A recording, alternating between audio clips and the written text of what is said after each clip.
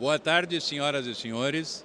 Iniciamos neste momento o último painel extremamente importante sobre a questão ESG.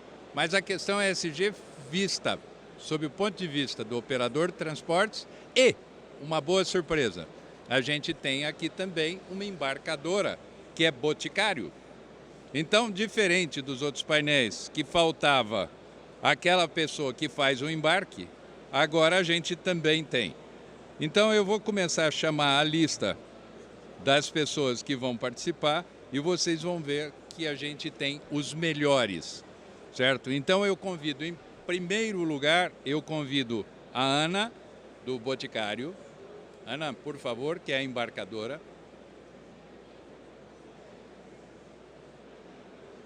Ana,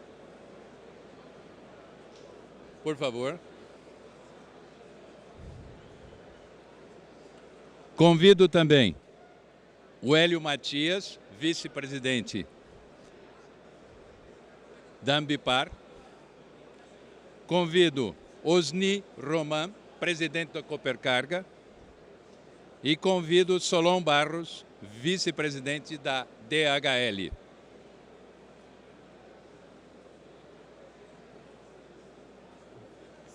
Lógico, enquanto a mesa compõe, eu conto para vocês uma pequena história. A gente deveria ter aqui também, pelo menos isso estava acertado até ontem à noite, o Fernando Simões Filho, que cuida da parte de ESG da Simpar, um grupo que todos vocês conhecem, certo? Que tem JSL, tem Movida, tem Vamos, etc, etc. E a gente vinha conversando, ele estava num entusiasmo brutal, inclusive me passando os temas que ele queria falar aqui. Ele queria muito falar da questão Mulheres ao Volante, que está dando um sucesso enorme, tanto que as primeiras contratações deram tão certo em termos de redução de acidentes, redução de custos de seguro, etc, etc, que eles contrataram uma segunda leva. E está dando muito certo, né? Ao mesmo tempo, ele também falou de uma outra experiência que cala fundo a todos nós que estamos aqui, que é a experiência do jovem aprendiz. Ele juntou a experiência do jovem aprendiz com a seleção desse pessoal vindo de comunidades carentes. Ele disse que o resultado também está alguma coisa muito acima do normal.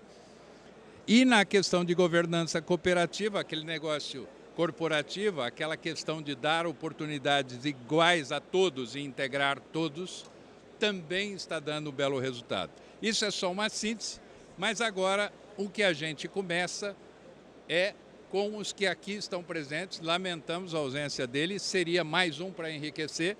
E eu tenho aqui o Marcelo Fontana, né, diretor da OTM Editora, que vai me ajudar a moderar este debate. Vamos começar agora. Eu acho que a primeira coisa que vocês precisam saber é quais são as empresas que estão aqui, o que elas fazem, um pequeno histórico. Então a gente começa por lá, ó. Osni, conta um pouquinho da DHL. Muito boa tarde a todos. Ah, tá. Desculpe, Osni. Desculpe. A gente troca. Por favor, Solon Barrios. DHL. Sem problema. Eu sou Solon Barrios, atualmente estou vice-presidente de transportes na DHL Supply Chain Brasil.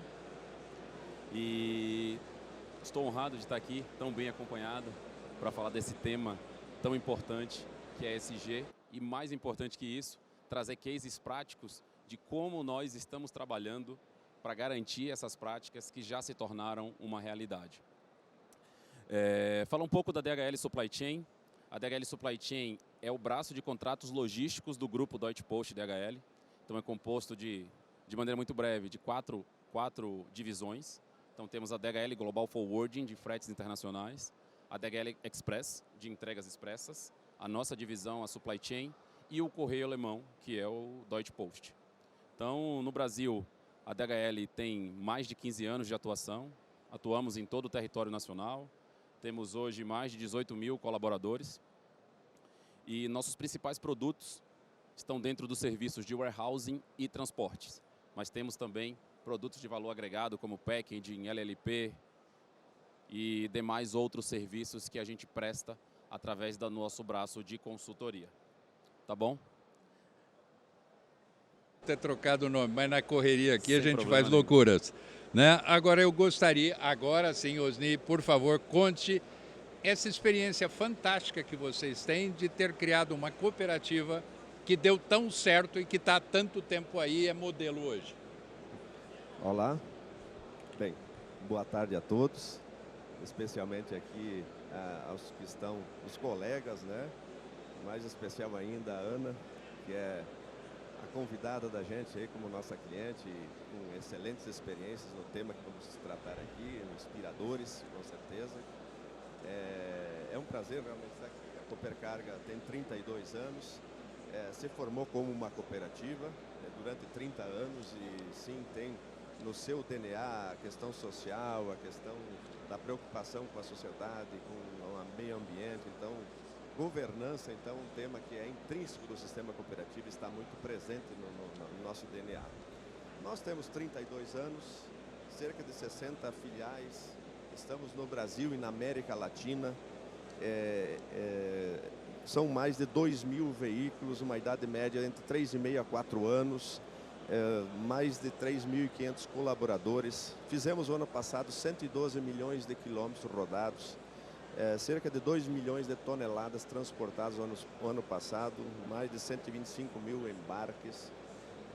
Então esses são um pouco os números da Coopercarga. Passamos de 1 bilhão de receita ano passado, esse ano cerca de 1,5 bilhão. É o que a gente tem feito aí em grandes números. Estamos divididos olhando, e quando a gente olha a gestão, a gente olha o mercado inicialmente, então olhando para o mercado e olhando para dentro internamente, dividimos o nosso negócio em centros logísticos. E por que dividido, né? Centro logístico, às vezes, tem clientes que só querem o serviço de armazenagem e os seus correlatos. Mas também temos transferência para o Brasil, transferência para esses outros países, caminhões dedicados, postos de combustíveis, enfim. E mais recentemente a Coopercarga adquiriu o controle acionário da TSV e estaremos, assim que o CADE aprovar, estaremos ofertando ao mercado carga fracionada, pacote, como o mercado costuma falar.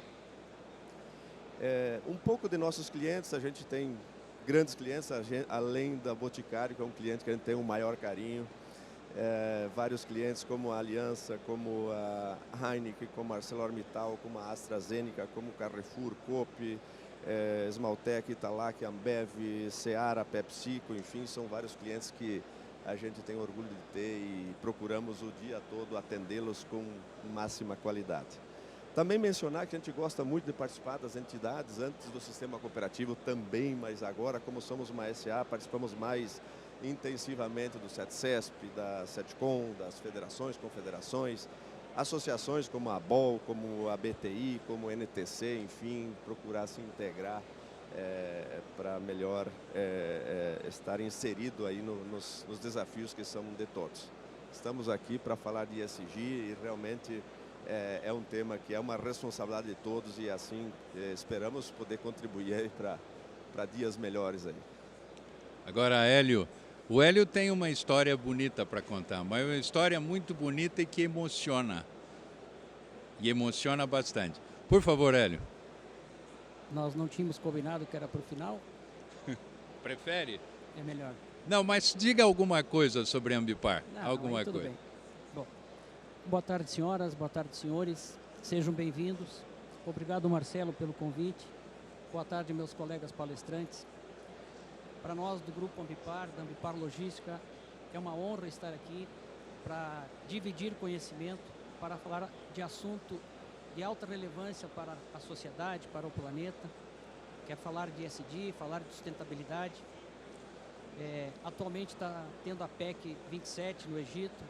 Nós temos uma equipe da empresa lá, onde é que vai estar versejando, onde é que vai estar dialogando com as pessoas, buscando as ações para mitigar principalmente o aquecimento global, que nós do segmento logístico, por isso que estamos falando de fórum de sustentabilidade, nós que utilizamos caminhões com combustível fóssil, o CO2 é um dos principais agressores da camada de ozônio.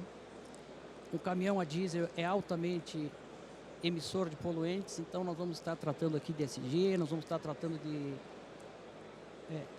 transporte sustentável. Meu nome é Hélio Matias, eu sou vice-presidente de desenvolvimento estratégico do Grupo Ambipar, na divisão Ambipar Logistics, a empresa responsável pela parte de transporte. Somos especialistas na área de transporte de produtos químicos. Sustentabilidade dentro do Grupo Ambipar é uma palavra batida, mas como nós falamos no segmento de transporte que corre óleo diesel nas nossas veias, lá nós falamos que corre o DNA das nossas veias não é o sangue, mas é sustentabilidade. Então, sustentabilidade, ESG, é a palavra do momento. A missão da nossa empresa diz que nós temos que contribuir com a sociedade, com as pessoas, com as empresas, para terem ações sustentáveis e deixar um mundo melhor para as futuras gerações. Nós não temos um planeta B, nós temos um planeta A, e é aqui e agora. Então temos que cuidar do planeta A. Mais para frente a gente tem mais assuntos, mais cases para estar tratando e dividindo com meus colegas. Sejam bem-vindos. Agora, Ana Boticário, conta um pouquinho para a gente. Boa tarde a todos. Eu queria agradecer primeiramente o convite por estar aqui, né, com parceiros como a Cooper Carga, DHL, Ambipar, outros parceiros que também estão aqui assistindo. E é uma honra poder falar um pouquinho sobre sustentabilidade dentro da área de transportes, né? Nós somos os principais ofensores, um dos principais ofensores do meio ambiente quando a gente fala aqui das emissões de gases poluentes, tá? Eu sou Ana Paula Damasceno Monteiro, sou gerente sênior de transportes Brasil, Grupo Boticário, para todas as marcas e todos os canais, toda a parte inbound e outbound. Então, é um processo bem complexo aqui, que faz com que a gente atenda a todas as operações do grupo. Como muitos de vocês conhecem, o Grupo Boticário tem aqui o DNA de sustentabilidade já implantado. Há 45 anos atrás, nós adquirimos a reserva Salto Morato, que fica no litoral do Paraná. Então, quando a gente fala de sustentabilidade dentro do Boticário, não é um assunto recente, não é um assunto novo. Ou seja, há 45 anos atrás já se tinha isso em mente. Como a gente pode melhorar o nosso meio ambiente, como a gente pode cuidar do nosso meio ambiente, como a gente pode preservar, tá? Então, o Grupo Boticário tem hoje cerca de 4.300 lojas espalhadas pelo país. São cerca de 1.700 pontos de venda em municípios. São 4.300 lojas, 1.700 municípios. Das nossas fábricas saem em torno de 350 milhões de produtos por ano. Nós transportamos cerca de 99 mil caixas na nossa operação outbound, mais 8.700 caixas na operação inbound. Nós temos aqui, quando a gente olha a nossa operação de logística, a nossa operação de um ano de logística seria suficiente para a gente dar 10 voltas ao redor da Terra. Ou seja, a gente tem muita coisa para fazer, né? Porque não é simplesmente operar. A gente tem que cuidar de tudo que a gente faz e olhar com cuidado junto com os nossos parceiros. Para quem também não sabe, o Grupo Boticário está em 15 países hoje no mundo, então o Grupo Boticário não é uma empresa brasileira, familiar, mas hoje a gente já está operando em 15 países diferentes. Ou seja, tudo aquilo que a gente faz aqui também, a gente já está começando a tombar para as operações internacionais. Todos os cases que a gente tem aqui com os nossos parceiros já estão sendo discutidos, já estão sendo levados para que a gente possa também colocar em operação nos outros países em que a gente tem operação. E aí a gente vai conversar mais um pouquinho, entrar um pouquinho no detalhe das nossas operações, mas muito obrigada por enquanto.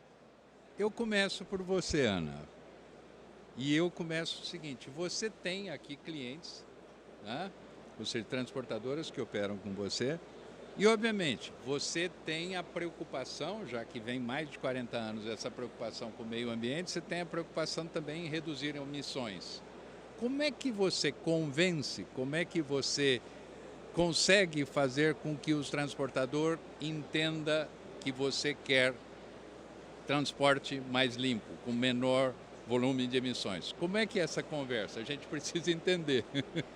Na verdade, não convencer, né? Eu acho que o convencer acho que é uma palavra até muito forte. Na verdade, o que a gente precisa fazer?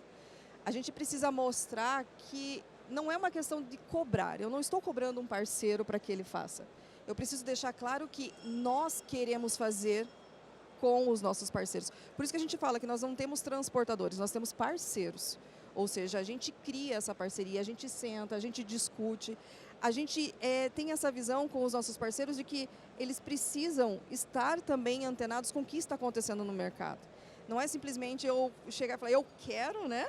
Eu quero e você vai ter que fazer, ou então se você não fizer, tem um outro parceiro que vai desenvolver isso. Não, nós gostaríamos de ter. O que é preciso vocês fazerem para que a gente tenha isso em operação com vocês? E aí a gente entra nessa conversa. Então, eu acho que, acima de tudo, eles precisam sentir, os parceiros precisam sentir que nós estamos embarcados nisso, não com o intuito de cobrança, e sim porque a gente quer fazer junto. Porque a partir do momento que a gente coloque isso numa operação, a gente está desenhando o futuro, a gente está ajudando o parceiro também a desenvolver coisas diferentes. Quando a gente olha hoje o modelo de operação, levar um produto, uma caixa de um lugar para o outro, todo mundo leva. Isso é a coisa mais fácil do mundo, né? Agora, como a gente pode fazer isso diferente? Como a gente pode fazer com que a experiência do nosso cliente, do nosso franqueado, ela seja diferente?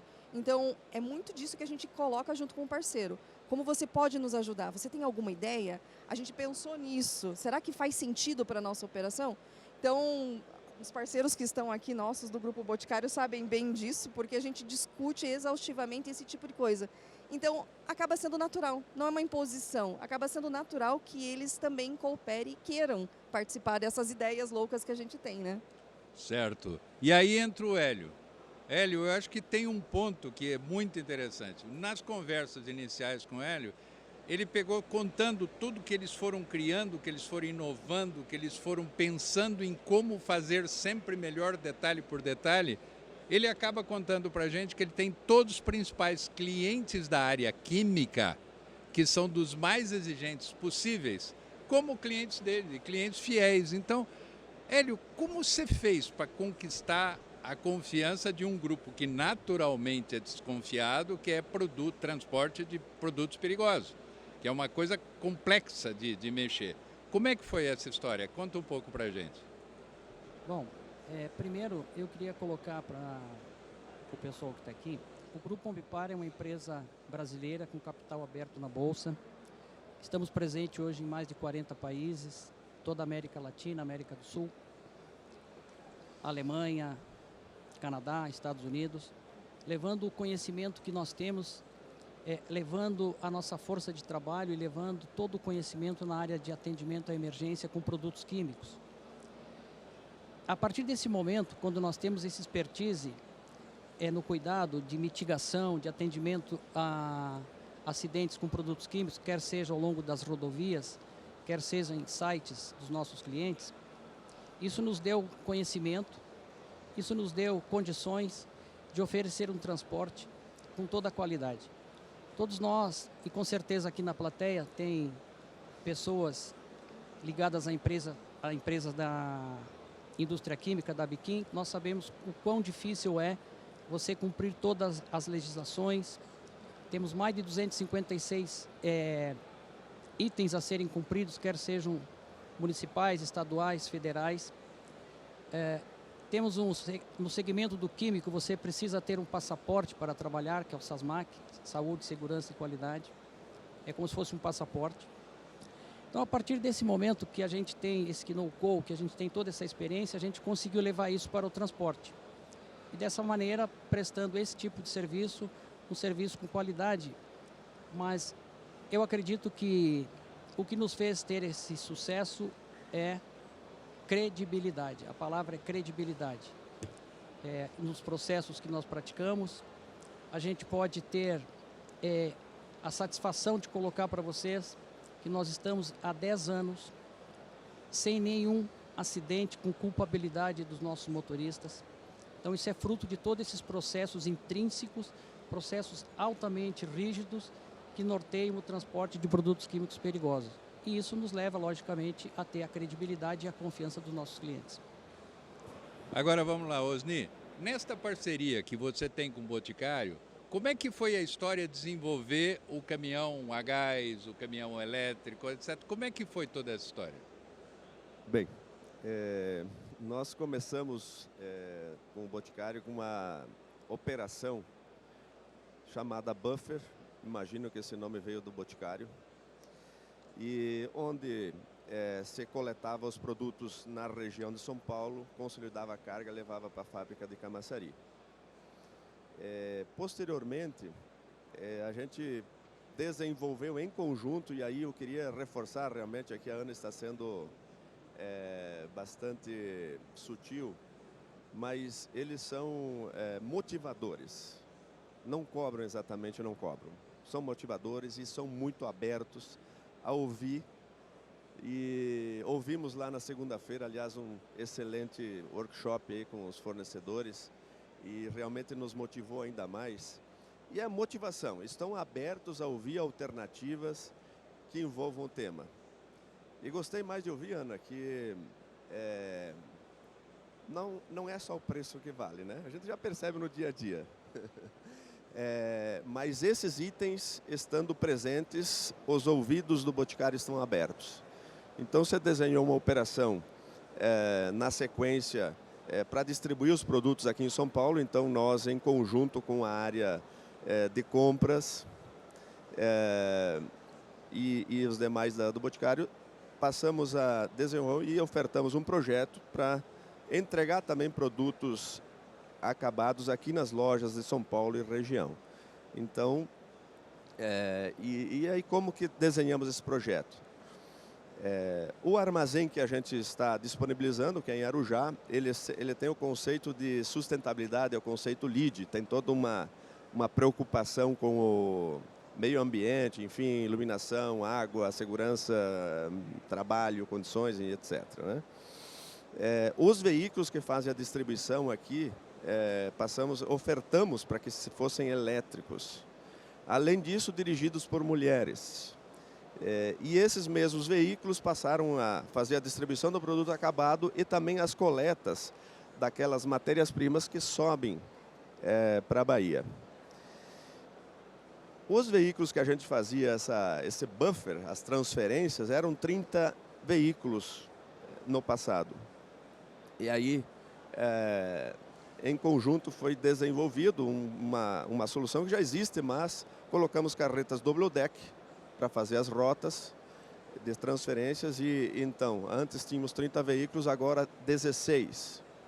Além disso, se incluiu mais algumas rotas do armazém lá, da fábrica deles de Camaçari para o Nordeste. Então, esses veículos também fazem algumas rotas para o Nordeste.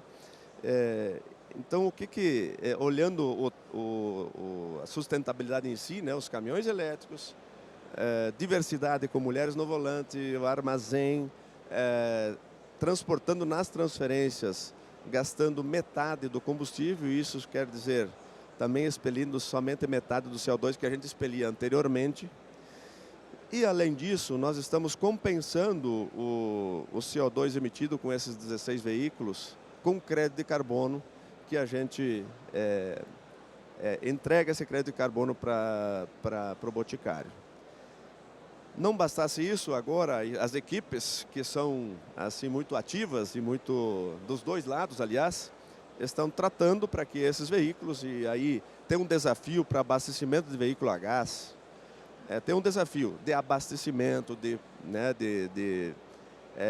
autonomia, então tem um desafio para essas rotas e os veículos fazem aí também, está envolvida a rota Varginha aí, que eu tinha esquecido, e as rotas são, às vezes elas mudam, né? Então tem um desafio aí agora, e as equipes estão tratando para que esses 16 ou talvez uma parte deles sejam a gás. Então esse é o passo, até aqui estou ajudando aí ao Boticário, ou até, né, eles são muito abertos, muito inovadores e nos motivam, nos impulsionam, né? Gostei demais do fórum lá porque nos impulsiona ainda mais a todos que ouvem, e com certeza aqui quem está ouvindo vai estar mais acreditando, querendo investir mais no tema sustentabilidade, porque é o nosso único caminho.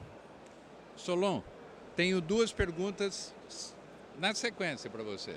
Primeiro, na área de veículos, o que vocês estão fazendo em termos de emissões, de redução de emissões? E na área dos prédios, vocês têm uma espécie de política de neutralização de qualquer possível emissão. Essas duas perguntas, por favor, responda. Com certeza. Bom, respondendo a primeira pergunta, a principal ação que a gente toma hoje com relação à redução das emissões é, sem dúvida alguma, a eletrificação da frota. Mas a gente começou esse processo lá em 2018, com o primeiro carro elétrico que nós compramos no Brasil para fazer a entrega dos produtos na Olimpíada do Rio de Janeiro.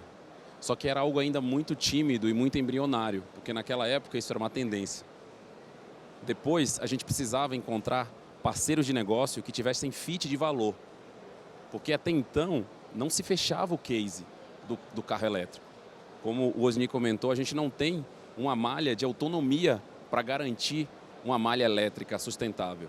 E foi aí onde surgiu o nosso primeiro parceiro, que também buscava, que era o Boticário. Então, quando nós começamos, há 1 ano e meio atrás, realmente com uma frota elétrica, o Boticário foi um dos clientes e, para nós, a maior satisfação é não só fazer a diferença, mas ser um agente de mudança. Então, ouvir hoje tantos exemplos de carros elétricos, de mulheres nas estradas, que quando nós começamos, não adianta só ter carro elétrico. A gente precisa ter diversidade e inclusão.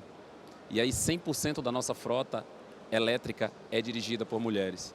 E quando a gente foi fazer a primeira entrega, que a consultora pediu para tirar uma selfie com a motorista, porque ela achou aquilo fantástico, aquilo para nós foi uma realização.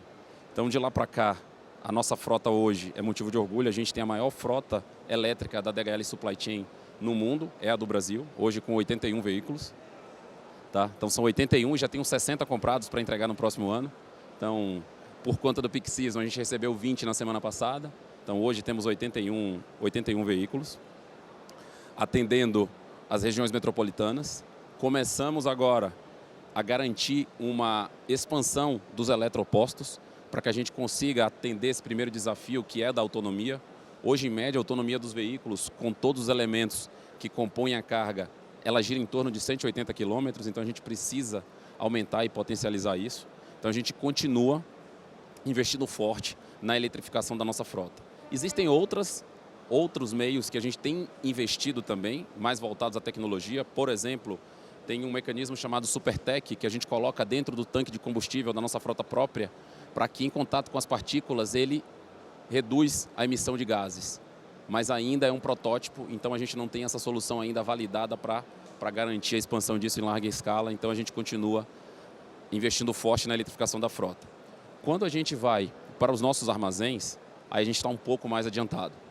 Então, hoje, a gente tem uma das maiores usinas fotovoltaicas, que é o nosso CD de Louveira. Então, a gente tem um alto potencial de geração. Então, a gente tem um compromisso, enquanto grupo, de zerar 100% das emissões de carbono até 2050. Então, começamos com esse projeto em Louveira, que fez muito sucesso. Depois expandimos isso para os nossos outros armazéns em menor escala. Mas a gente já tem hoje 90% de todos os nossos armazéns com energia de LED automatizada, com sensores.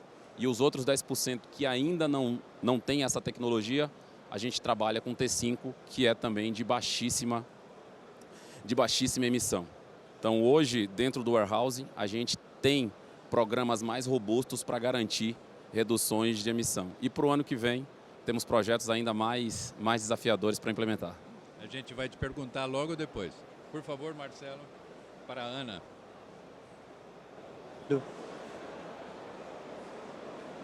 Não estou ouvindo.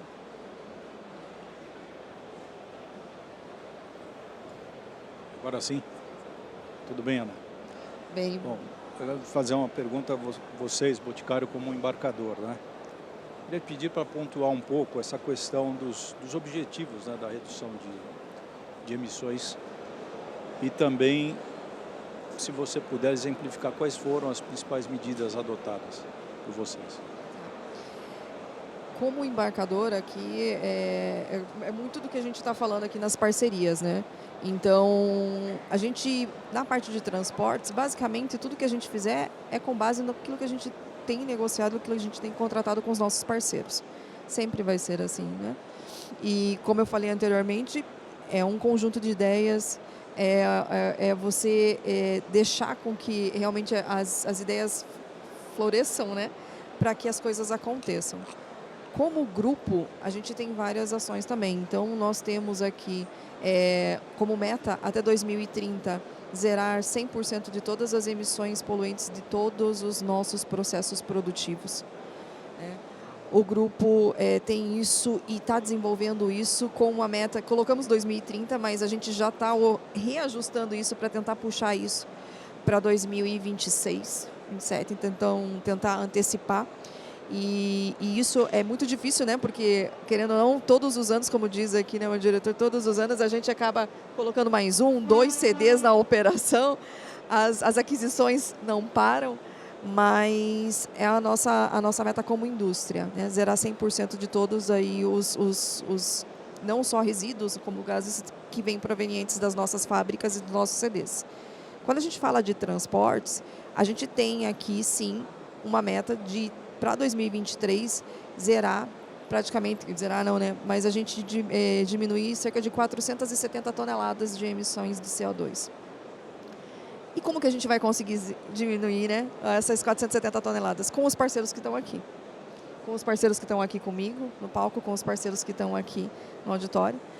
Através de projetos, através de ações que realmente sejam ações que sejam sustentáveis no sentido de prolongadas, não ações pontuais, né? Porque é muito fácil você fazer um projeto que roda 1 mês, 2, tira foto, como a gente brinca, né? Tira foto, fica bonitinho, sai. Mas o nosso intuito não. O nosso intuito é ter ações que realmente elas sejam ações a longo prazo, que realmente tenham um impacto não só ambiental, mas um impacto social também. Porque o nosso intuito é deixar a marca Boticário na sociedade. Não só como a gente fala, né, nós somos um mundo de beleza, nós queremos transformar o mundo através da beleza, mas não é uma beleza física, é uma beleza realmente interior, é uma beleza do que você está deixando, o que você está agregando para o futuro. Então, quando a gente fala de ações, todos os meus parceiros que estão aqui, com certeza vão ter um impacto e vão ter um ponto fundamental para que a gente possa desenvolver mais ações daquelas que a gente já desenvolveu e que são várias, né? Tenho muito orgulho de falar, eu mesmo já dirigi os veículos elétricos aqui, já dirigi caminhão, por quê? Porque os meus parceiros me disponibilizaram isso. A gente tem essa entrada, a gente tem essa liberdade de chamar eles, vamos aqui para a mesa, vamos tomar um café. O que está acontecendo no mercado? O que a gente vai fazer de novo? Como que a gente vai fazer funcionar isso? Então, tudo isso gira em torno dessa parceria que a gente está falando aqui. Hélio. Agora, Hélio. Na prática, você pode contar um pouquinho como é que funciona esse serviço de atendimento a emergências de produtos químicos? Nós temos uma central lá em Nova Odessa, o SECOI. Ela fica monitorando 100% das rodovias nacionais. A partir do momento que acontece qualquer evento, qualquer acidente, nós já identificamos o local, uma ação proativa nossa, nós já mandamos uma equipe para o local, independente de termos contrato com o causador do acidente ou não, nós já temos uma equipe próxima, temos 156 bases ao longo do Brasil, do Rio Grande do Sul ao Belém do Pará. E à medida que identificamos o acidente, nós já começamos a fazer as primeiras ações e informamos o embarcador, o transportador, que nós estamos no local e se eles nos autorizam já a mitigar e já começar a trabalhar no acidente, independente de ter contrato com a gente ou não. Então é um trabalho essencial para o segmento de transporte, é um trabalho essencial para a população, é um trabalho essencial para a sociedade. Então é dessa forma que nós atuamos, ou seja, na prevenção e na proatividade. Agora um detalhe, perguntando para você mesmo, Hélio. Você sempre cita, e eu acabei entendendo de tanto conversar com você, a questão de não termos um planeta B, né? E aí, nesse negócio do planeta B, eu falei, e o que você faz com os resíduos? Você coleta, tem contrato com grandes empresas, multinacionais, petroquímica, indústria automobilística, você coleta tudo isso. Que final? Vai para o lixão? Ele falou, não, eu tenho um planeta só. Eu dou destinação final mesmo. Falei, como assim? Ele falou, olha, eu faço tudo que é possível para reciclar o produto. Alguns produtos viram novos produtos pós-reciclagem. Conta um pouco para a gente, Hélio, como é que é esse processo que vocês desenvolveram, que realmente você dá destinação final. Desaparece o resíduo, entra um novo produto, surge um novo produto. Bom, primeiro eu queria esclarecer para as pessoas que estão aqui que nós não fazemos coleta de lixo. Nós fazemos gestão de resíduos em sites internos de nossos clientes. Sim. Então, a partir do resíduo da produção, nós temos um setor de P&D que identifica o que é possível fazer com aquele resíduo gerado na produção do produto que vai para a venda, que vai para o mercado. Então, vou dar um exemplo muito claro. Nós coletamos em grandes geradores, hotéis, supermercados, restaurantes, todo o material orgânico. Esse material orgânico, junto com os resíduos que são produzidos através da produção da celulose, nós produzimos um produto chamado EcoSolo. Ele já é um produto hoje registrado no Ministério da Agricultura, já está à venda no mercado, ele tem uma boa capilaridade nos grandes produtores de grãos, ele tem uma produtividade 15% acima do solo normal. Então isso é o que nós fazemos, é transformar resíduo em algum produto que volte para a cadeia. Essa é a forma que nós trabalhamos, buscando esse tipo de produto colocar novamente no mercado. Certo, era exatamente isso que eu queria. Marcelo, por favor, pergunta para o Osni.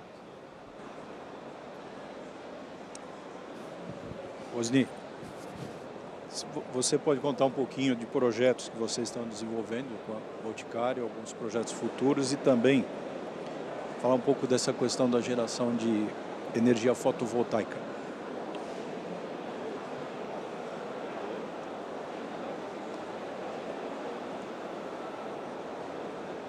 Oi? Agora sim.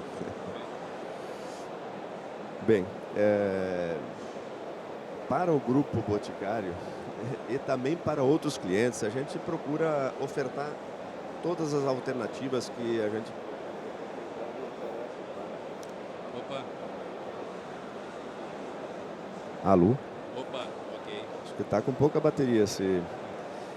Então, ofertando e também ofertamos então para o nosso cliente boticário, é um dos mais abertos a isso, mas para os demais também as alternativas que a gente enxerga e tem. Então, veículo a gás, veículo elétrico, opções, enfim, as mais diversas. E, naturalmente, estamos ofertando mais operações com veículo elétrico, então essa é a sequência que a gente está dando. No quesito energia fotovoltaica, nós fizemos um projeto aí há uns anos atrás, uns 4, 5 anos, e olha, vamos eletrificar nossos pontos todos com energia limpa E aí fizemos a primeira usina nossa em Concórdia, Santa Catarina, atende todo o estado, então toda a energia que a gente consome em Santa Catarina são produzidas lá numa usina em Concórdia, tem 3.760 placas, mas atende só o estado, por uma questão de legislação, enfim.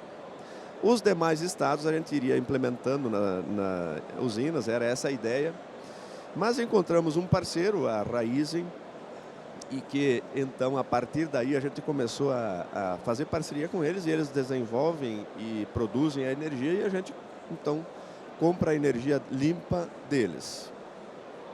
Nossa meta nesse quesito é de 2025 para frente não ter mais nenhum gasto em energia que não seja limpa, totalmente limpa, né? Então, por exemplo, o proceder do Boticário, além de tem todo um conceito, né, de iluminação, falado aqui, de tal, a energia gasta lá já é também totalmente limpa.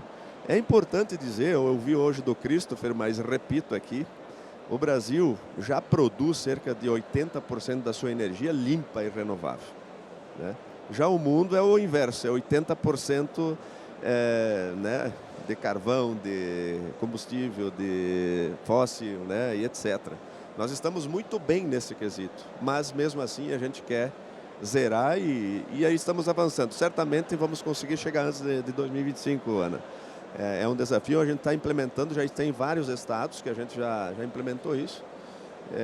E ou a gente encontra parceiros e assume um compromisso e implementa, ou a gente vai fazer. A fotovoltaica é um modelo de fácil aplicação para o consumo adequado para a gente, né? Então, é uma alternativa, mas ela sendo limpa, a gente vai. Então, esse é o nosso desafio aí na energia.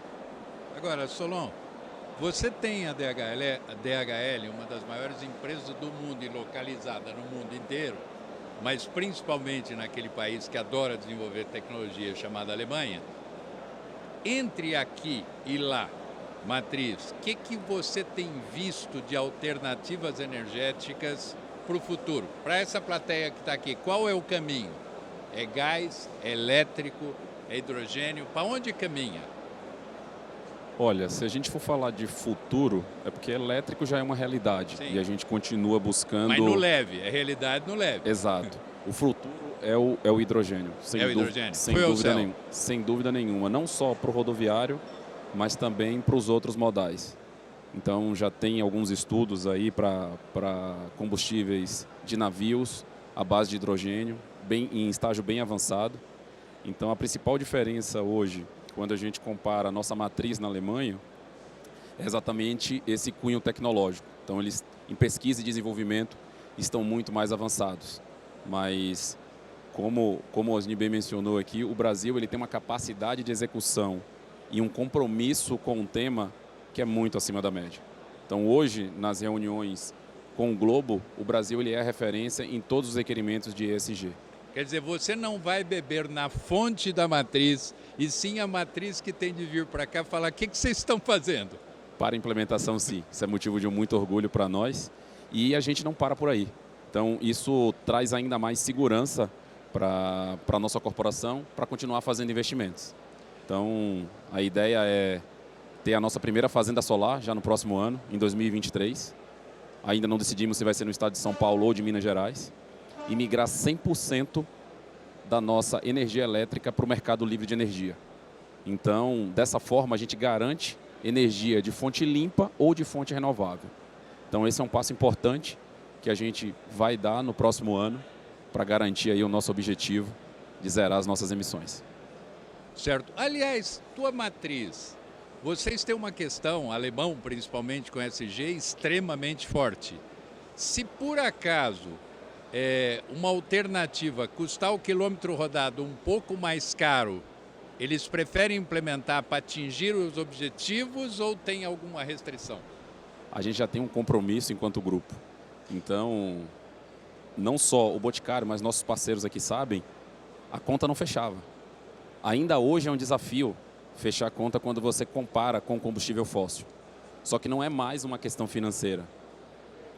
É muito mais do que isso. Então, o nosso board global ele assumiu um compromisso na última reunião de acionistas. Inclusive, isso entrou dentro da nossa carta.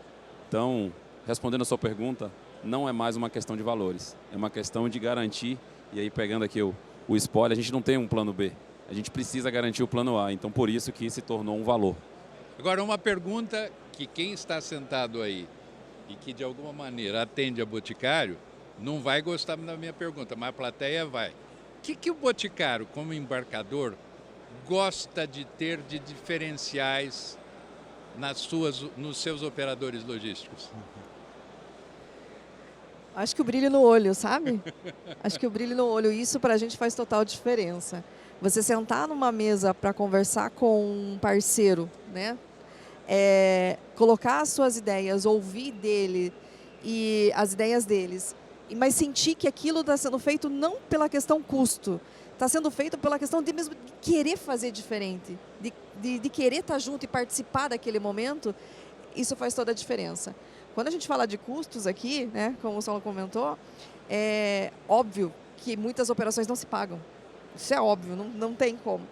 Mas a partir do momento que você sente que o parceiro ele está disposto a fazer aquilo, que ele está disposto a embarcar naquilo com você, toda essa parte a gente resolve, né? A gente resolve ali nas entrelinhas, mas a gente segue.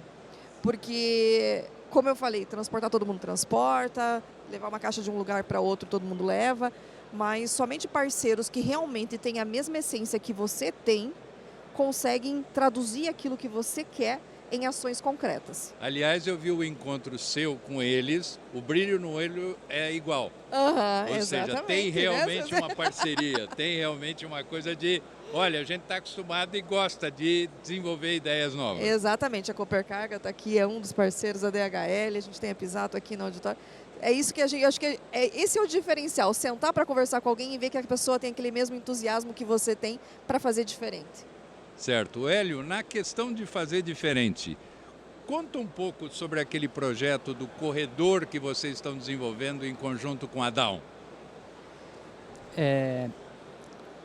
Escutando tudo que os colegas estão falando, e também no começo da minha fala, quando a gente percebeu, olhando as 17 ODS da ONU, e que o combustível fóssil é o principal agressor, e a nossa divisão de logística, de transporte, como meus colegas aqui, somos poluidores. E aí eu comecei a pensar o que eu posso fazer enquanto transportador, que sou um poluidor pelo nosso ofício, em benefício do meio ambiente, em benefício da nossa empresa, em benefício da sociedade. E surgiu a ideia do Corredor Sustentável, foi em março de 21. O Corredor Sustentável, ele busca a mitigação de emissão de CO2, e nós procuramos a Dow, que está aqui presente. Colocamos o projeto na mesa, explicamos para eles quais eram as premissas, explicamos para eles qual que era o propósito. Pontualmente a Dow embarcou junto com a gente e nós, então, começamos a concatenar o projeto Corredor Sustentável. E aí eu queria trazer algumas informações para vocês, que talvez alguns saibam e outros não. Quando a gente pega 1 litro de óleo diesel, que tem 900 gramas de massa, a partir do momento que ele se torna CO2, a fumaça que sai lá no catalisador dos nossos caminhões, essas 900 gramas de massa se transformam em 2,65 quilos de CO2. Na cadeia de produção do gás natural, do GNV, desde da sua extração até a chegada no tanque do nosso caminhão,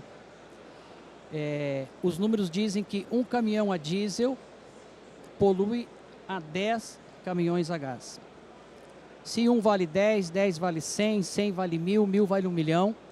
E são números surreais. Pelo sistema de telemetria da Scania, o Board Fleet que nós utilizamos, nós chegamos à conclusão que a cada 10.000 quilômetros que um caminhão a diesel roda, ele joga 10 toneladas de CO2. São números absurdos. Então o Corredor Sustentável veio para suprir essa lacuna. Quando eu falo que um vale 10, 10 vale 1.000, isso seria uma falácia, porque na verdade é na cadeia produtiva, mas no dia a dia, a redução de CO2, caminhão diesel versus caminhão a gás, é na ordem de 20%, no máximo 30%, mas já é alguma coisa. O projeto Corredor Sustentável ele tem que ser sustentável. Então o nosso projeto visa até 2040 nós transformarmos toda a nossa frota para combustíveis não fósseis. Recentemente, foi colocado aqui, recentemente eu estive na Alemanha, na feira de Hannover, no EAA, para ver o que já temos lá fora. Temos hoje veículos elétricos que vocês já têm nas suas frotas, mas são carros pequenos, City Market. Na linha de pesado e extra pesado ainda não temos. A Mercedes vai lançar em 2024, em produção na Europa, um caminhão elétrico 4x2, mas que deve chegar no Brasil lá em meados de 2027, 2028. Também vi um projeto da própria Mercedes lá no Hannover, caminhão movido a hidrogênio. É o futuro. Inclusive eu vou participar de um evento agora, dia 11, que é um fórum para tratar de nitrogênio verde, que é produzido através da eletrólise de energias limpas, fotovoltaica e eólica. Então esse é o caminho. Então o Corredor Sustentável é exatamente isso, é fazer alguma coisa para que... Eu falo para as pessoas que sustentabilidade passa pela logística. Então nós, cada um de nós em nossas empresas, estamos fazendo um pouquinho, mas é um pouquinho que a partir do momento que muitos também o façam, teremos uma melhoria na questão do CO2. Hélio, tem mais uma questão. Você contou uma história que tinha um produto que você transportava, cada vez que você terminava o transporte, você tinha de fazer uma lavagem, que tinha de levar o caminhão para um determinado local, etc, etc, e você gastava combustível, etc. E gastava um monte de dinheiro e tinha um monte de emissões. Conta um pouco para eles aquela história que você falou. Quanto mais a gente pesquisa, mais a gente aprende e acha soluções extremamente interessantes. Por favor. Na verdade, esse sistema de manter o equipamento em condições de reuso, nós já tínhamos criado há muitos anos atrás, quando não se falava em sustentabilidade, quando não se falava em ESG. Na época que criei esse sistema, a minha ideia era dar produtividade à frota, era ter uma maior produtividade do meu equipamento. Então nós transportamos um produto chamado tolueno diisocianato, produzido pela Dalquímica que está aqui. Imagino que a maioria das pessoas saiba, é um produto que entra na produção de espumas, quer seja para a indústria moveleira, para a indústria de colchões, também para a indústria automotiva e a linha branca, parte de geladeiras, fogões, freezer. Então toda vez que nós carregávamos esse produto, teríamos que adequar novamente o tanque. Para isso teríamos que lavar o tanque. Ele é um produto que é transportado sob pressão de nitrogênio. E isso, além de demorar 2 a 3 dias para lavar o equipamento, tinha um consumo de mais ou menos uns 500 litros de água, além de ter o resíduo que tinha que ser tratado ecologicamente. E aí, em conjunto com a Dow, a gente sugeriu a ideia de manter o tanque sempre pressurizado com o nitrogênio. O nitrogênio elimina toda a partícula de oxigênio que fica dentro do tanque. Ele, com o TDI com o oxigênio, ele polimeriza e vira uma ureia. Então é difícil de lavar. E com esse processo nós fizemos um levantamento na empresa, a quantidade de carga que carregamos mensalmente, a gente economiza ao ano mais de 5 milhões de litros de água potável que era utilizado para lavar esses caminhões. Esse é mais um dos casos, uma case de sucesso dentro da fomentação das nossas agendas de ESG. Certo. Osni, você me falou da questão de produção de energia fotovoltaica, da utilização de caminhões a gás, da questão do... Agora, na área dos teus funcionários, de integração, de oportunidades iguais, o que vocês estão fazendo? Bem, esse tema também é muito interessante, né? Eu acho que a sociedade está valorizando demais, né? E o tema, então, diversidade e tudo que envolve pessoas. Nós, inclusive, tem uma exigência, né? Tem uma exigência de contratações, de PCD, de menores e os demais. O que eu acho mais interessante no nosso processo todo é o engajamento que todos os projetos que envolvem pessoas, porque quando fala em pessoas, está no nosso DNA valorizar, treinar, investir, pagar né, treinamentos e tudo mais. E o tema pessoas na nossa organização é muito interessante, como as pessoas mesmo se envolvem para engajar e entregar, até que o nosso propósito é entregar sucesso, a gente fala que a gente entrega sucesso. E um dos sucessos que é muito pregado é entregar sucesso para o seu colega, além do cliente, além da sociedade, além da... Então, nos PCDs, a gente tem um grupo de PCDs e a persistência de reter, porque é um desafio, a gente tem um programa todo que trata. E o que a gente acha mais interessante é o que a gente entrega para os PCDs e como faz eles ficar, como faz eles se desenvolver, como a gente investe neles e tal. Mas outra é o engajamento dos demais se torna um motivo de retenção, um motivo de satisfação, um motivo de satisfação por entregar a esse sucesso. Nós chamamos de cooperação, é um projeto de cooperação que envolve um monte de coisas e é impressionante. O que eu mais acho importante é isso. Um detalhe importante, No evento de ontem, a gente tinha aqui a Solística, a gente tinha a JSL, certo? E a gente tinha a BBM. E, curiosamente, os três contaram exatamente a mesma história. Quando se começou a mexer não só na questão de emissões, mas na questão de acertar o equilíbrio entre as pessoas, de oportunidades, certo? De sucesso, de oportunidade de ascensão, de não distinção de sexo, raça, cor, religião, nem nada, que o ambiente melhorou 1.000.000%.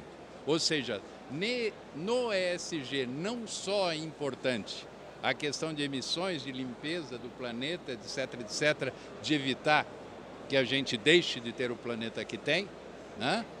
Mas também a melhoria, né, na qualidade do ambiente da empresa. Você sente isso também dentro da DHL? O que vocês fizeram para este clima mudar o astral? Você estava falando e eu estava pensando aqui, passando um filme na minha cabeça. Eu trabalho na DHL há 14 anos e é impressionante como nós evoluímos vivendo o nosso propósito. Nosso propósito é conectar pessoas e melhorar vidas. E a gente pratica o ato dentro das nossas operações que pessoas emocionalmente engajadas, elas entregam resultados extraordinários. E como que a gente faz isso? Então, a gente começa pensando pela nossa liderança. Então, é obrigatório que 100% da nossa liderança ela seja certificada no treinamento de diversidade e inclusão. Eu sou um dos facilitadores e é impressionante quando eu me preparei para ministrar esse treinamento, a quantidade de decisões que nós tomamos de forma inconsciente. Então, é super importante que todos tenham conhecimento de todos os vieses inconscientes que fazem com que tomemos decisões sem perceber. Então, esse é o primeiro ponto. E o segundo, a gente tem trabalhado muito forte na questão da equidade, que é garantir as mesmas condições. Então, eu trazia exemplos.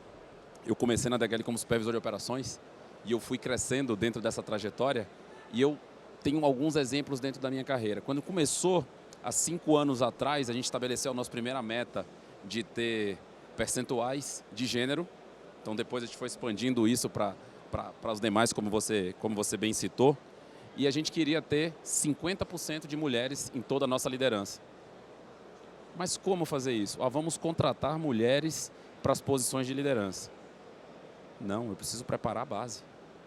Eu vou contratar sim, eu preciso ter a consciência, mas eu preciso preparar a base. Eu preciso colocar pessoas para dar exemplos de todos os tipos. A nossa diferença é a nossa força. E a partir do momento que a gente conseguiu colocar exemplos, a pessoa que vem da base, eu me orgulho de falar que eu iniciei minha trajetória profissional descarregando o caminhão, é olhar para alguém lá em cima e falar assim, caramba, aquela pessoa é como eu, então eu também posso chegar lá. Então é liderar pelo exemplo, trazer essa equidade e dar condições. Não só escolher para a gente garantir as diferenças. A gente precisa sim dar condições para que todos tenham as mesmas condições e possam atingir os seus objetivos pessoais e profissionais. A concordância que a gente chegou no painel de ontem com essas empresas e que a gente está chegando à mesma hoje aqui, é o seguinte: 1, ESG dá lucro. 2, ESG permite que você deixe de trabalhar rangendo os dentes e aprenda a trabalhar sorrindo. Porque você acaba com boa parte daquelas insatisfações que geram uma rádio peão que envenena o ambiente o tempo inteiro, né? Então você tem uma grande mudança, ou seja, o ESG ele vai mais longe do que a gente normalmente imagina. Ele tem um efeito extremamente mais forte. Marcelo, você fez uma observação que você queria fazer uma pergunta. Você prestou atenção, você queria fazer uma pergunta para o Hélio. Queria. Queria. Você é observador, então por favor faça. Ô Hélio, no teu pulso da mão esquerda, conta um pouquinho dessa pulseira aí para nós. Bom, eu ia pedir uma parte para falar sobre o tema que ele estava falando. Lá na empresa, lá no grupo, nós também praticamos essa questão da diversidade, de inclusão, de formar pessoas. Eu tenho um exemplo aqui na plateia. O meu gerente geral da área de operações, Guilherme Equedo, começou a trabalhar com a gente, sabia que caminhão era caminhão porque passava na rua. E hoje ele está aqui. Então a gente também pratica isso. Mas nós temos um exemplo que eu gostaria de ter falado antes, nessa questão de cuidar de pessoas. Dentro da agenda nossa de SD, acho que a grande maioria das pessoas que estão aqui, as paulistanas, são atendidas pela Comgás, que tem o gás encanado em condomínios, em prédios, nas suas residências. Nós buscamos mulheres marginalizadas na sociedade, mulheres mães solteiras, mulheres com algum passado ilícito, mulheres em dificuldade, e nós propiciamos a elas o curso de motorista profissional, demos todo o treinamento e nós chamamos das nossas gasistas. Então, todo o atendimento que algum dos senhores tiverem hoje aqui em São Paulo, um problema lá na sua rede de distribuição de gás, as funcionárias que estarão lá corrigindo são as nossas gasistas. Então, esse é um trabalho de inclusão, é um trabalho que também, corroborando com o que você falou, cuidar de pessoas. Já que você é observador, eu vou pedir permissão para ficar em pé. Por favor. Eu estou usando essa pulseira. Acho que todos devem estar vendo a pulseira.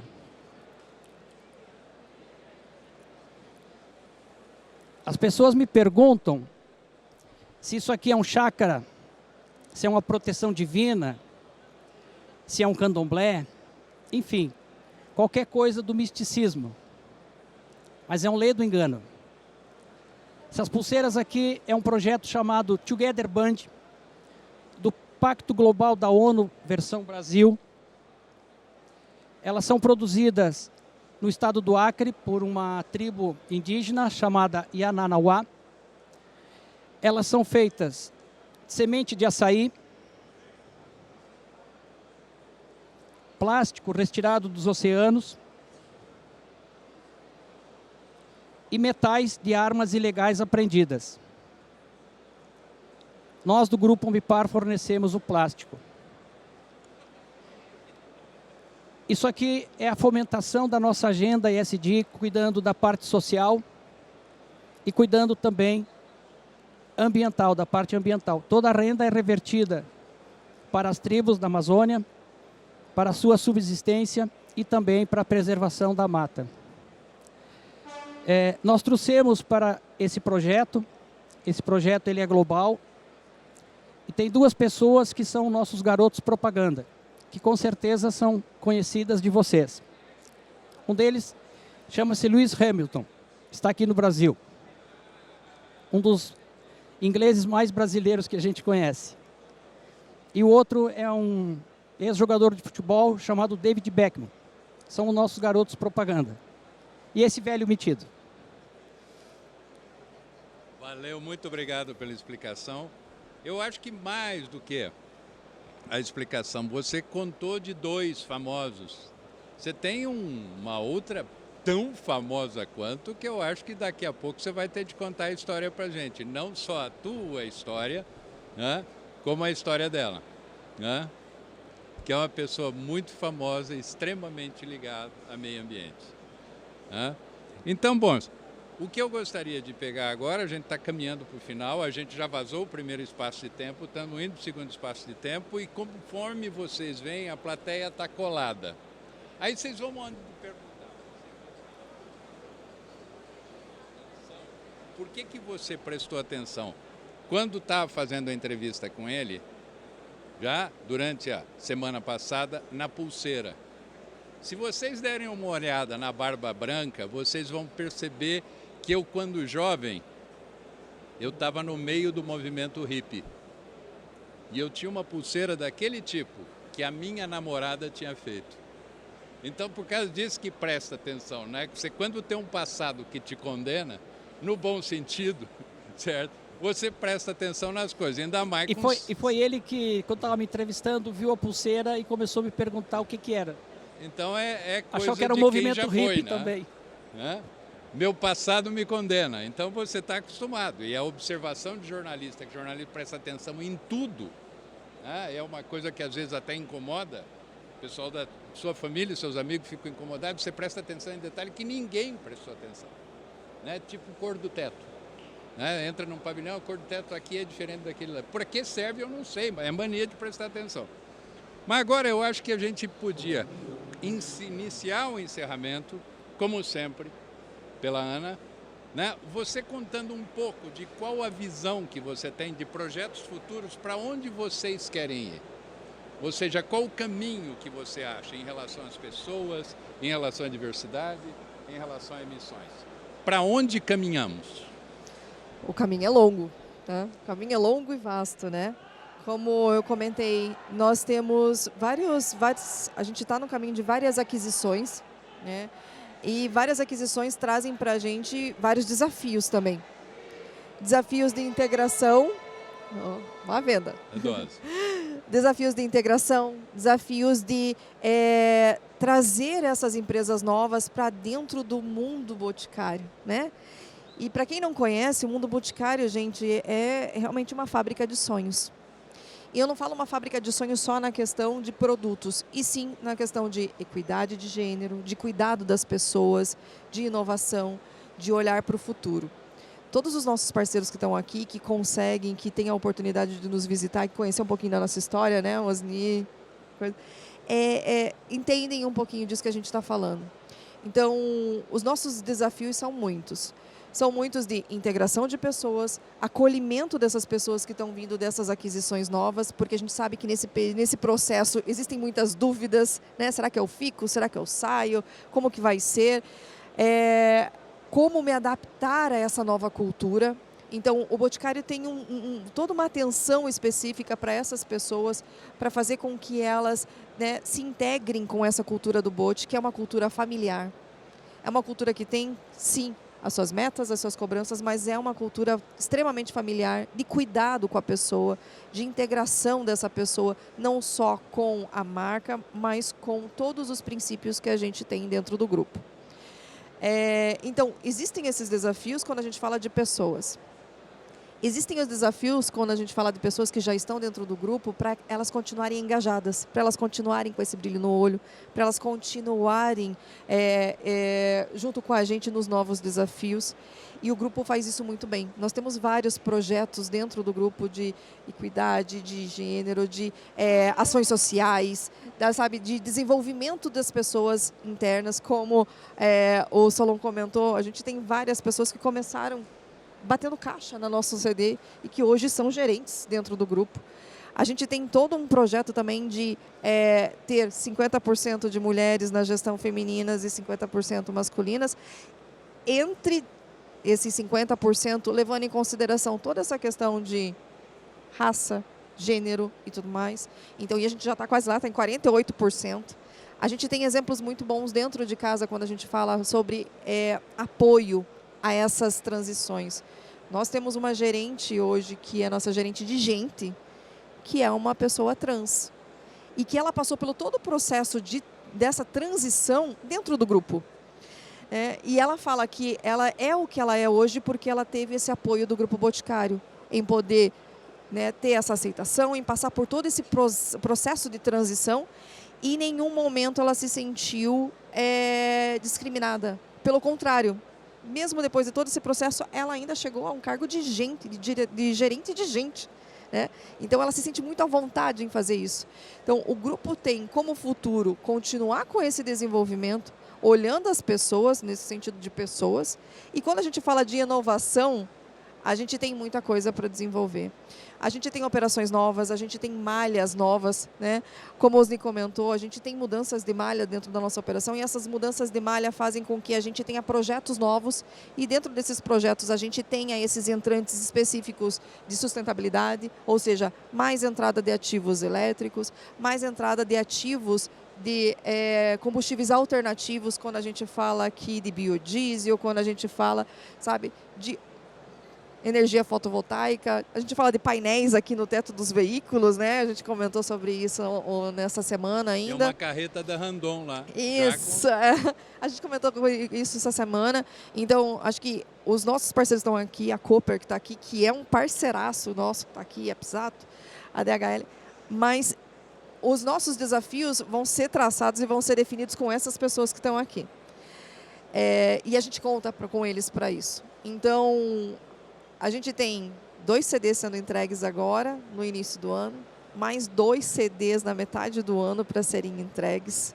A gente tem uma redistribuição de malha e a gente está fazendo tudo isso olhando sempre o que a gente vai poder executar em sustentabilidade, em diversidade, em ações com a própria região, né? Como a gente desenvolver a região que a gente está abrindo esses CDs para que a gente possa crescer de uma maneira sustentável e com os nossos parceiros. Isso sem dúvida aqui, tá? Os nossos parceiros vão ser peças fundamentais aqui. Mas tem muita coisa para vir aí, gente, tem muita coisa boa para vir aí. Perfeito. Solon, bem, você... Bom, de maneira muito breve, a gente continua trabalhando para ser a primeira escolha dos nossos clientes, ser a primeira escolha dos nossos colaboradores e, consequentemente, ser a primeira escolha dos nossos investidores. E no centro de tudo isso são os nossos compromissos com sustentabilidade, trabalhando muito forte nas comunidades onde nós estamos inseridos. Porque a gente não quer só fazer parte, a gente quer ser um agente de transformação.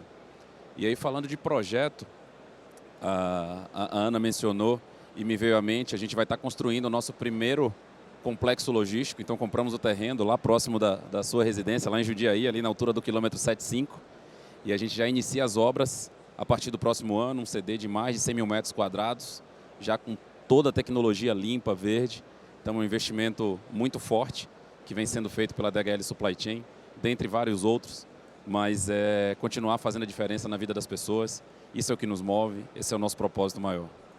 Osni?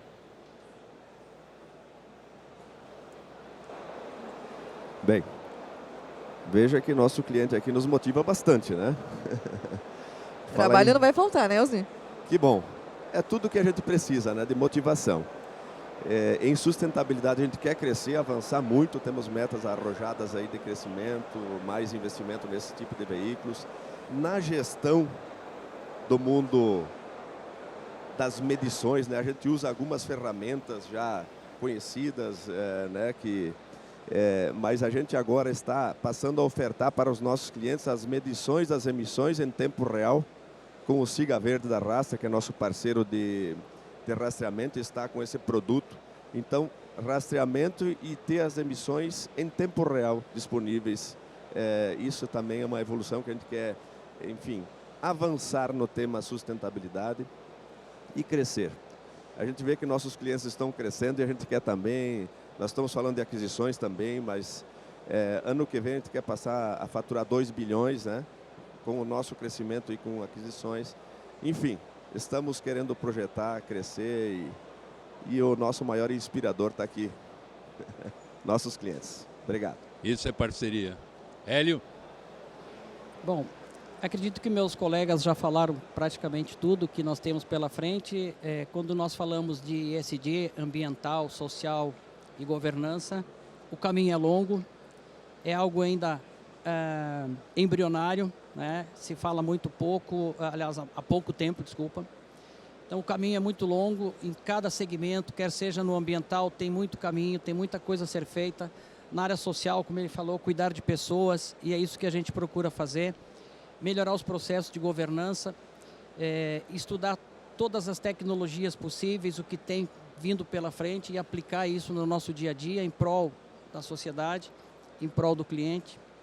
Então acredito que, e eu fico muito feliz que muitas pessoas logo no começo falavam para a gente, ESG, isso é moda. Essas 3 letrinhas, na verdade não é moda. Na verdade é algo que a gente tem que comprar essa ideia. Nós todos temos que comprar essa ideia. Não só nas nossas empresas, mas também lá dentro das nossas casas. Né?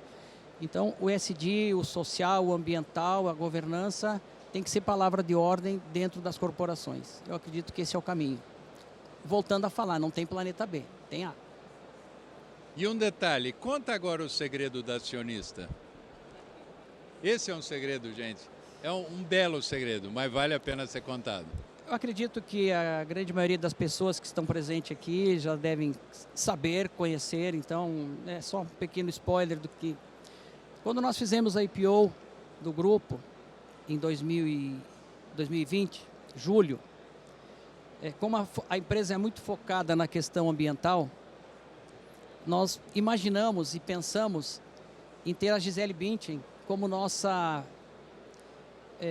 promotora, garota propaganda, enfim. Gostaríamos, ela é uma pessoa muito ligada nessa área ambiental, tem muitos projetos, inclusive acho que tem projeto com vocês. Mas o sapatinho dela era um pouquinho grande, não coube no nosso pé. Então, nós desistimos, achamos que não era o momento. Mas aí, por iniciativa da própria Gisele, ela começou a nos solicitar todos os projetos que a gente tem, todos os nossos cases que a gente tem de sustentabilidade. E aí ela nos procurou e se ofereceu para ser a nossa embaixadora, ser acionista do grupo, e ela hoje tem uma cadeira no Conselho de Sustentabilidade com direito a voto e é uma pessoa atuante, não falta a uma reunião. Mais ou menos é isso da história da Gisele Então, Bündchen. gente, era uma história para ser contada, não dava para deixar. Né? Então a gente precisa contar, porque tem muita história bonita. Uma das coisas sensacionais de ter feito tanto ontem o Rota Fenatran, como hoje está fazendo o Fórum de Transporte Sustentável, o que a gente descobre é o seguinte: o ESG não são 3 letrinhas. O ESG talvez é o projeto mais sério já desenvolvido pela humanidade. Talvez porque está com a faca no pescoço, mas todo mundo está correndo atrás. E a gente sempre fica imaginando, não, quem deve estar avançado nisso é a Suécia, é a Alemanha, é o Japão, é os Estados Unidos. Nós somos sempre zero. As descobertas que a gente tem feito, pesquisando em cima do Fórum de Transporte Sustentável, em cima do Rota Fenatran, são as descobertas maravilhosas. A gente tem pessoas e empresas desse nível que estão andando, em muitos casos, à frente dos europeus. Então, a gente tem que ter orgulho, porque quando a gente reúne esses 4, quando a gente reúne os 3 que eu reuni ontem, a gente tem surpresas. Eu não estou falando só de empresa pequena, média, eu estou falando das empresas gigantes. Ainda falta muito para andar, mas o exemplo deles, o exemplo dos que estão fazendo, as vitórias que eles estão tendo, a melhoria do ambiente que está acontecendo dentro isso espraia, isso espalha. E as outras pessoas vão começar a se perguntar, mas por que eu não faço? Quando você tem um exemplo de redução de emissões extremamente forte, ou tem a consciência que o Hélio contou de quanto representa de emissões um caminhão movido a diesel, as pessoas começam a mudar. Não, pera. Quando neve em Santa Catarina em novembro, tem algo de muito sério acontecendo. Quando em pleno inverno, lá no meu condomínio, no meu terreno, as minhas flores começaram a florir, e florir forte. Em julho, eu falei, tem alguma coisa de errado. Mas estava florindo como se fosse primavera. E deveria ser inverno. E, de repente, na primavera, a gente está vivendo o inverno. Algo de muito sério. E, gente, está do lado da gente. As flores estão do lado da gente, é só olhar. Quando ela começa a fazer alguma coisa de muito errado, e não é que a flor era mais feia, era tão bonita quanto, só que em julho está calor, em novembro está nevando. Tem alguma coisa de errado. Só que isso foi avisado para a gente mais ou menos em 1950, 1951, no pós-guerra. Quando se refez a reindustrialização de leste europeu e da Europa, e nós começamos a ter chuva ácida, que matou praticamente tudo que era verde que tinha na Europa. Então, a partir daí, a ONU, os diferentes estados tentaram criar programas para começar a salvar o planeta e mudar o planeta. Nenhum deu certo. Pela primeira vez, você começa a ter um programa, e tentaram vários outros. Tanto coisas de estado, quanto coisas da ONU. Nada deu certo. Começou a dar certo na hora que eles resolveram criar o ESG, que era uma maneira diferente de fazer. Teve uma exposição um pouco antes desse painel, nós tivemos uma exposição sobre o financiamento verde. É extremamente mais barato. Então, de repente, você fala, quanto paga de juro? Eu pago 1,3. E se você for verde? Pode pagar 1. Mudou o mundo. Na hora que as pessoas começaram a ver que mudar o ambiente, mudar a maneira de tocar a empresa e imaginar que é possível ser feliz, certo? As empresas mudaram e a gente tem testemunhos toda hora disso. Então, ESG não é brincadeira, ESG é sério. Mais importante do que tudo isso, conforme ele diz, conforme a gente já ouviu em outros painéis, nós não temos o planeta B. Então vamos tentar salvar este que é o nosso planeta. Aliás, esse era o sonho. Quando eu era um jovem moleque, usava a pulseira que eu tinha ganho da minha namorada. Muito obrigado pela presença de todos, muito obrigado mesmo.